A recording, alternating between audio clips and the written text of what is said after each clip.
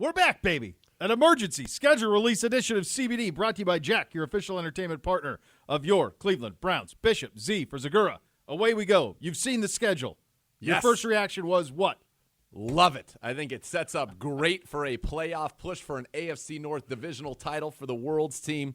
Obviously, the 4 primetime games, we'll get into that. That's big. A lot of games early in the season on the road. I think the toughest part of the season is going to be in the first half. The second half gets easier, but you think about it, 4 of your final 5 games in the division with an opportunity to really stake your claim, as Baker Mayfield likes to do, plant your flag on this division. It's the things that jump out to me right away. We're going to go over it by quadrants, but what jumps out to me right away, the first time I saw it was one divisional game in the first 10 weeks of the season, and then all of them in the back. So you could have your record through 9 games, because there's a bye week in there, obviously, could be one that is almost irrelevant as it pertains to the division.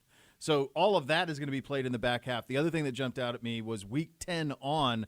I mean, I'm pretty chesty. I don't see how we're not 7-1 in the last 8 based on how everything looks right now. I mean, that's what all I know is winning, and that's what it looks like to me. I'm like, well, at worst, what do you lose once to the Steelers? None of the rest of those teams bug me at all. No, you're not afraid of that final, really the second half of the season. It sets up much, much better for you than the first half. And if you can come through that first half 5-3, 4-4 even, I think you're feeling pretty good about where you're going to be for this. But an interesting opening you mentioned. 3 weeks go by before you even see a division team. It's the Ravens week 4, and we'll go through all of this. And then you don't see a division team again until week 11. And I mentioned it was 4 of the final 5 in the division, with two of the final 4 against the Bengals, who thus far in his career Baker Mayfield absolutely owns. He said he owns Tigers twice a year. Boom. And he's got a tiger with him in that underwear ad. He's ready to go. It's on a leash. It's on a leash. And so it's really set up for you. Play the Steelers twice in 3 weeks at one point. I think it's going to be just an interesting schedule. But this beginning portion, which is NFC West heavy, is going to be really, I think, a nice test and a real opportunity for this team to assert itself right out of the gate. So I think we just let's go through. Let's hop into it. Let's go to the first 4. As you know by now, we get a home opener. This is what you wanted. It's not tomato can. It's a fun game. It's against the Titans. It's at 1 o'clock. A playoff team. Mike Vrabel in his second year, bringing his team with Marcus Mariota. We have a feeling Mariota will be healthy. They'll put him in bubble wrap, so you'll see him. They don't scare me either, but it's a beautiful home opener. Look, nobody scares me on this schedule. What are you talking about? The World's team. But then at Jets. So the game that we thought would be the opener is the second game. It's Monday night. The one that is the most surprising is the next one, and that's the third game, and that's Rams here Sunday night, week 3. I am very surprised that game was given up by Fox, or that they did not fight harder for that game. Because I would have thought that would have been one of 2 or 3 games that Fox would have fought forever for. We'll see. There's probably a Cowboys game that they like week 3. Yep. That would be my guess, but. Yeah, so you've got 2 primetime games out of your first 3 now. The Titans, a team, as you mentioned, playoff team, a team that you feel good about. That's a win dog. Then you got the Jets. You'd like to think you can beat them. That's where it all started here on a Thursday night. And then Sunday Night Football with the Rams, defending NFC champs. This is a great offense. The first 2 offenses you face are going to be in some way works in progress. The Jets with Le'Veon Bell, how he incorporates what they do there. But that Rams team is going to come. It's going to bring a great offense to town, and the Browns defense is going to be tested. And now Steve Wilkes obviously knows them well. Last year, went against them twice as the head coach of Arizona, and hopefully that knowledge will be helpful to the Browns in this game. But that's a tough week 3 game, and then week 4 you go on the road, your first divisional game, a 1 o'clock kick against the Baltimore Ravens. Your gut feeling right now, what would you be satisfied with coming out of that 4? Satisfied 2-2, expecting 3-1. Satisfied and expecting 3-1. I think that's what my feeling is. Now, you mentioned this. This next quadrant is actually the one that is dicey. This is dangerous. And you would say to yourself, at San Francisco, the return of the Z to the Bay Area, Monday night, 8 o'clock, play Olympic in the morning, then go cover the game. At 49ers, 8:15. You will get back here around 7 o'clock in the morning the next day after that flight. I don't know what these travel schedules are like. This is something that Gibbe and I are unfamiliar with. We don't know anything about this. Monday night, 8:15. We know 1 o'clock games. You play Monday night at 8:15 in San Francisco. That's a 4.5-hour flight back at I don't even know what that means. But anyway, thank God. It's good problems to have. But then you go Seattle at home. I would have thought for certain that this would be an NBC Sunday nighter. It is not.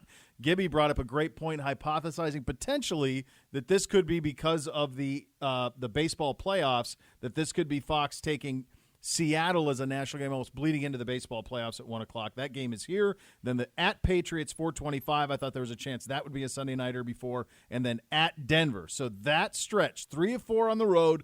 I think all those teams are tough, and I think that is going to be the real stretch where you find out where you are. That's a tough 4-game stretch right there. It is, and again here, 2-2 would satisfy me. Yeah. I really think if you're 4-4 after the first 8 games, obviously 5-3 would be even better. 6-2, we're partying in the streets because the second half sets up so much better for you.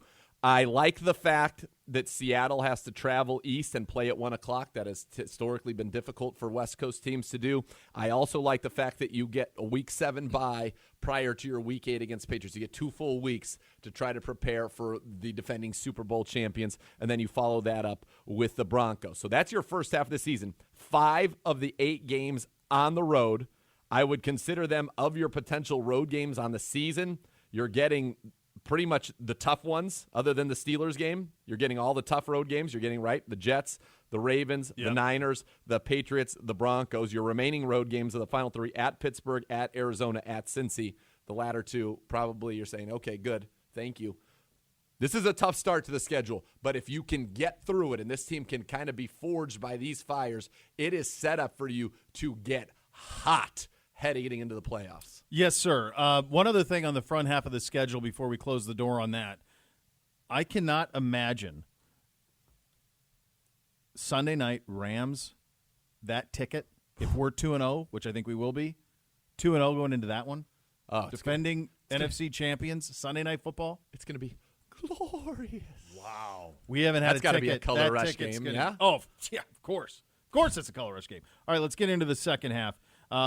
It opens with Bills at home, then another prime-timer Thursday night against the Steelers, then the Dolphins here, and then at Pittsburgh. So obviously the thing to take note of here, the Dolphins are in full tank mode, the Bills trying to build with Josh Allen, but the Steelers twice in 3 weeks, including on Thursday Night Football. That's the clear headliner of this quadrant. You have an opportunity. You should go 2-0 at home. I mean, I'm penning that in.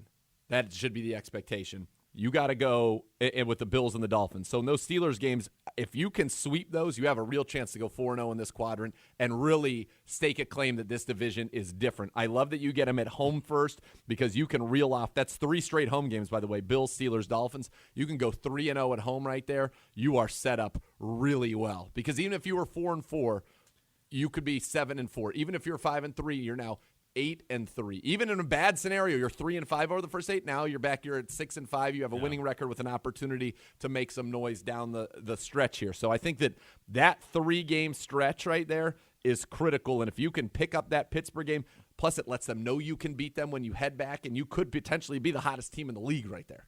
Well, and I think that'll only continue. It also occurred to me a meaningful night game in November in Cleveland. Yeah, that's right. That's been a minute. Ask me if I could be interested in that. Can I interest you in that? You may. Indeed. Quite interested.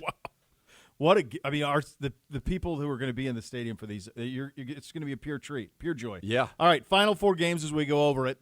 Bengals here on December 8th. The gift from the gods to the Z. You go back to the Valley of the Sun, the place of your marriage. In December. Beautiful. December 15th. When I looked at the schedule, I said, if you could get me on one trip, that's the one. December 15th. Scottsdale. Let's go, brother. Living, Dove Mountain. Let's go. At Arizona, 4:05 there, and then Ravens, Bengals. When I looked at this schedule entirely, Week 10 on, second half of the schedule, I go 7-1. I go 7-1.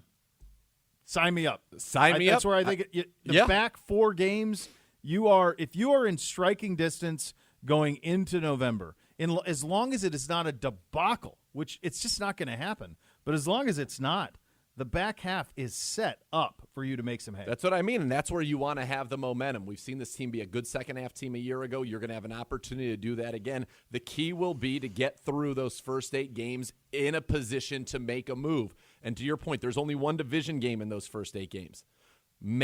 get set up, be ready, make that move. You're 5-3 after 8.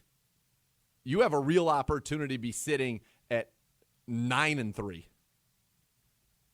And that, my friends, would set this town on fire. You're at 11-5. I think 10-6, 11-5, that's the right number. The key is going to be how you do. And really, when this story is told, I don't so much think it's going to have to do with what the Browns were able to do in their division. I believe very confidently the Browns are going to go at worst 4-2 in the division. Yep.